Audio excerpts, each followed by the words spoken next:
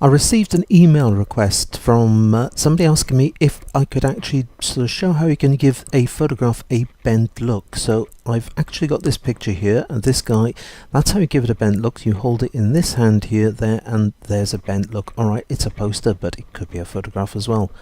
More seriously though, let's take a look at bending this picture. First of all, we need to turn it into a photographic looking picture. In other words, we want to put a white framework around this.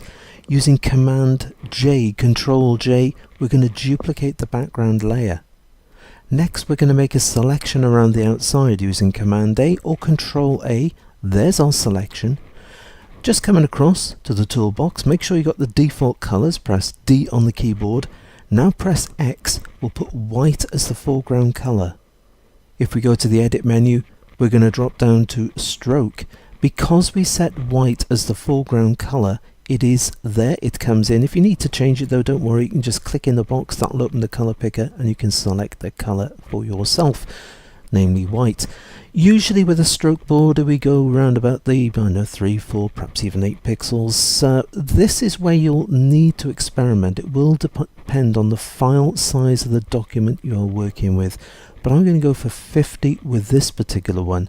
Now the other important thing is make sure location is set to inside. That is important, so make sure the location is set to inside. In other words, you will see the 50 pixels of white we'll be adding. Click OK to that, and through it's going to go. Job done. So it's Command D, Control D. There is our photograph looking picture. Zooming out to this area here, because I just want to give ourselves a little bit more space around the image. We're going to increase the sort of the document size as well, the working size. So we're going to drag the crop tool over the picture, coming down to the bottom grab handle. Now press the Alt or the Option key, hold down that Alt or Option key, drag it out. You'll notice the top and the bottom are coming out equally. Coming to the side, still holding down that Alt or Option key, dragging it out. That looks pretty good there. Pressing Enter or Return, it takes on the background color. In this case it's black, and it adds it, even though we're working on layer 1, it adds it to the background layer here. If I just switch this on and off, you can see there it is with and without our white framework. Right, clicking on the background layer, I want to fill this with 50% grey. It's just going to help us see what's going on when we come to working on the rest of the picture. So I'm going to use a nifty shortcut, and the nifty shortcut is Shift and Backspace. That's Shift and Backspace on a PC. It is Shift Delete on a Mac. That is Shift and Delete on a Mac, which opens the Fill dialog box, and this is where you can select foreground, background, you can select the color, dropping down 50% grey, click OK to that, or just press Enter on the keyboard. Job done. Right, coming to layer 1. Using Command J or Control J to duplicate this layer. I'm going to drop down to layer 1 here, and we're just going to double click, and I'm going to call this shadow, because that's what it's going to become. Switching layer 1 off, otherwise you won't see what we're doing to this layer here.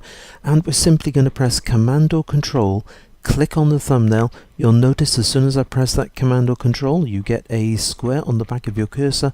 Clicking down, there it is, we've selected this. Now I'm going to use another nifty shortcut. I'm going to apply the background color here, black, to this particular layer. So we're going to fill it with black. That is Command and it is Delete. That's Command and Delete. It is Control and Backspace. Control and Backspace fills this with black. Command D, Control D to deselect.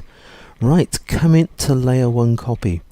Now for this to work, there's several different ways we're going to do it, but I want just to put a sort of a fold down the center of this. I just want to give it one sort of bend, as it were.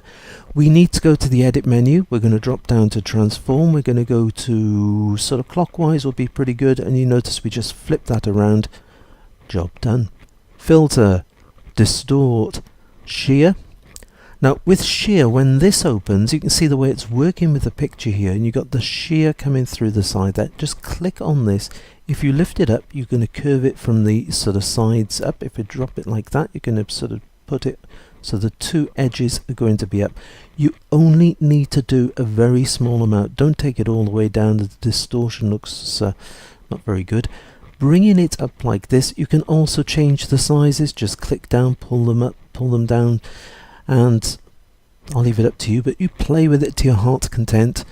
Edit, transform, rotate 90 degrees clockwise or spin it back around. So there it is, it has arrived, and you can see it's looking pretty sort of bent in the middle. Do you see what I mean now? But you only need a small amount.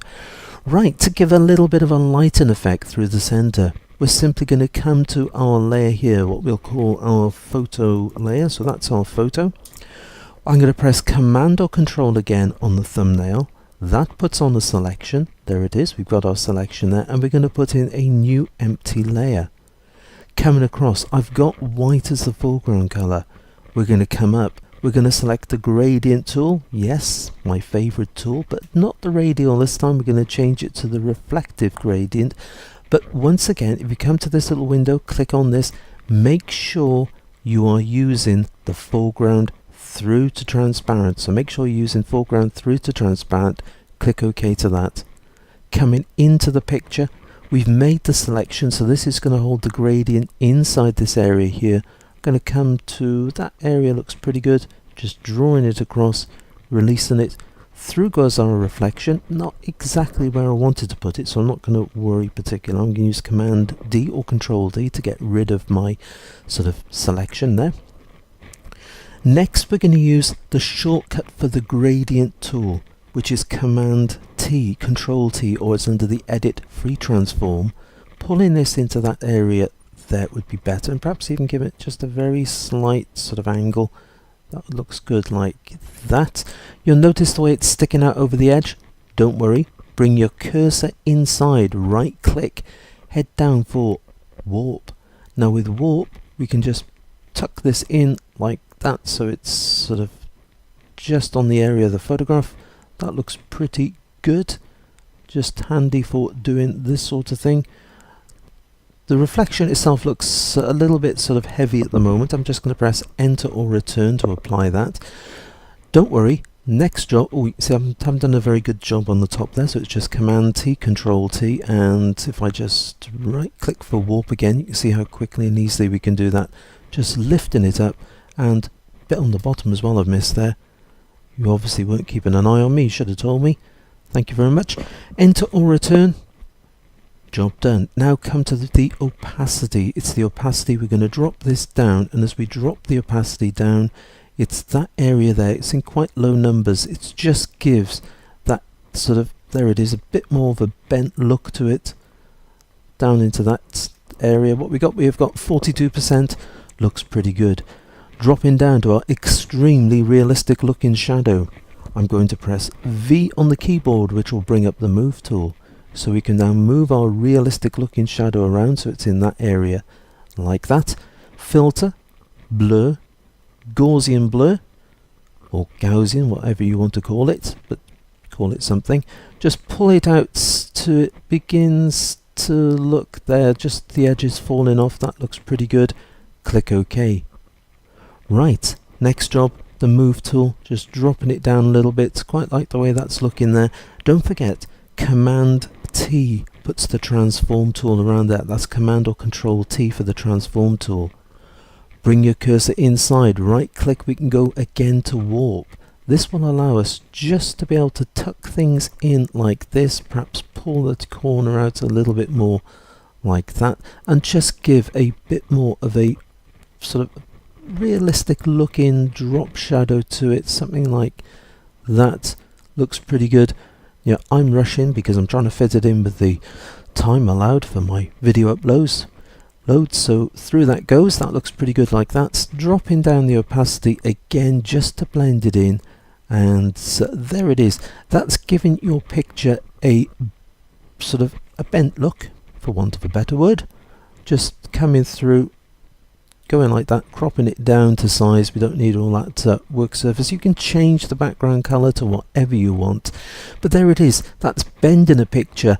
In the members area on my website, we take it a stage further. We actually sort of bend the picture twice. We apply this background as well, and you know, you can find the full video for this in my members area on my website, so pay that a visit. Love to see you there.